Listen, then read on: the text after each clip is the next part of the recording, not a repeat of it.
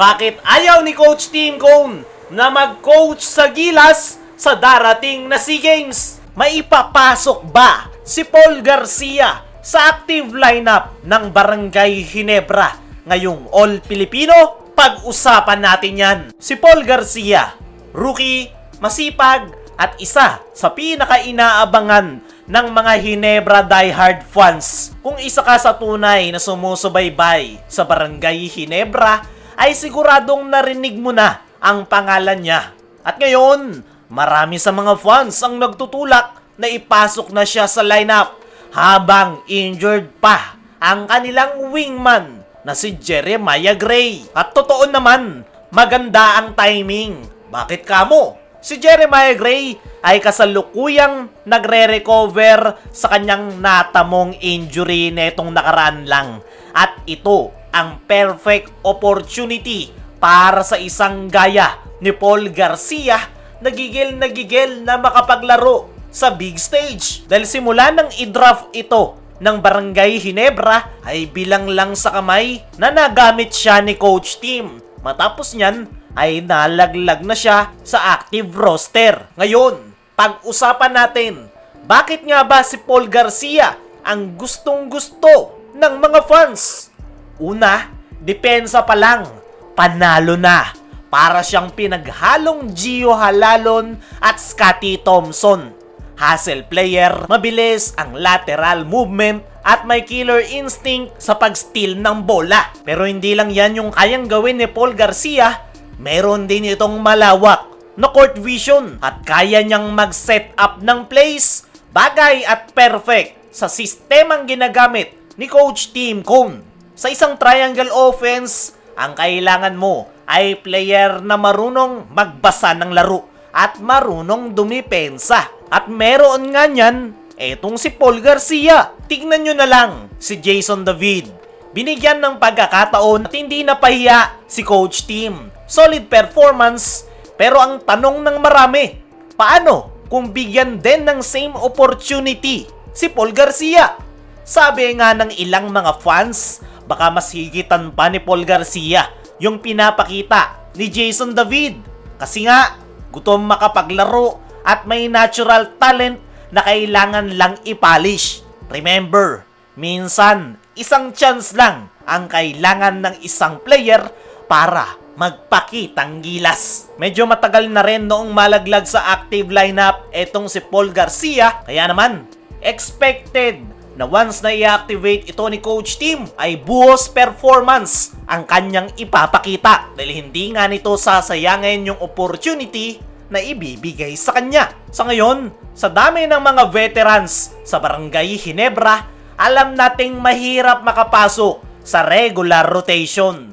Pero kung titignan natin yung depth chart ngayon, may puwang, lalo na kung temporary replacement habang wala si Jeremiah Gray. Ina-expect nga na baka matagalan pa yung pagbabalik ng nasabing wingman, kaya naman mas maganda kung i-activate muna si Paul Garcia para masubukan. At kung umabot sa playoffs ang Ginebra, which most likely ay mangyayari, kailangan nila ng fresh legs na kayang magbigay ng energy off the bench. At dyan papasok itong si Paul Garcia dahil sa kanyang depensa, hustle at grit. Para sa akin mga chong, ay ready etong si Paul Garcia anytime na tawagin ni Coach Tim yung kanyang pangalan. Dahil kahit walang kasiguraduhan, ay sumasabay pa rin ito sa team practice ng Ginebra kahit na walang kasiguraduhan na may activate siya sa lineup. Ikaw, anong masasabi mo? Deserve ba ni Paul Garcia ang spot sa active lineup ng Ginebra? Comment mo lang dyan sa ibaba. Dumako naman tayo dito sa kabilang balita. Bakit ayaw ni Coach Tim Cone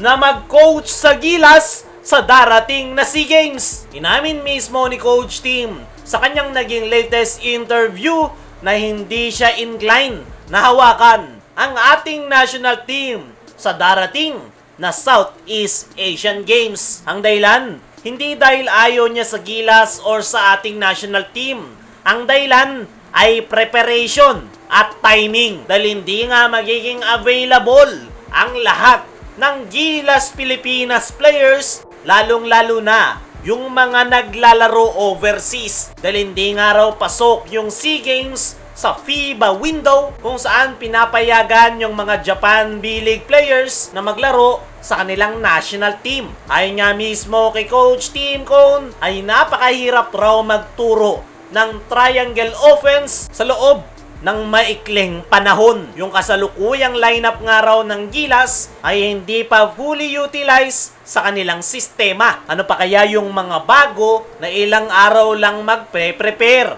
Nabanggit pa ni Coach Tim ay kung hindi nga raw mag-giveaway ang PBA sa darating na SEA Games ay hindi nga daw siya magko-coach para sa ating national team. At naiintindihan ko nga si Coach Tim Cone dahil halos lahat ng kanyang players sa ating national team ay hindi available sa darating na SEA Games. Alam naman natin si Coach Tim, hindi yan basta-basta gumagamit ng players na walang alam sa kanyang sistema na triangle offense. Isa pa, napakababa ng competition sa SEA Games. Pwede naman yung mga collegiate basketball team ang pumalit sa Gilas, Pilipinas. Kaya mga chong, ano ang masasabi nyo? Na ayaw ni Coach Tim na mag-coach sa SEA Games na wala yung kanyang mga original Gilas players. Ano rin yung masasabi nyo? Dapat na nga bang ipasok si Paul Garcia sa Ginebra lineup? I-comment mo lang dyan sa ibaba.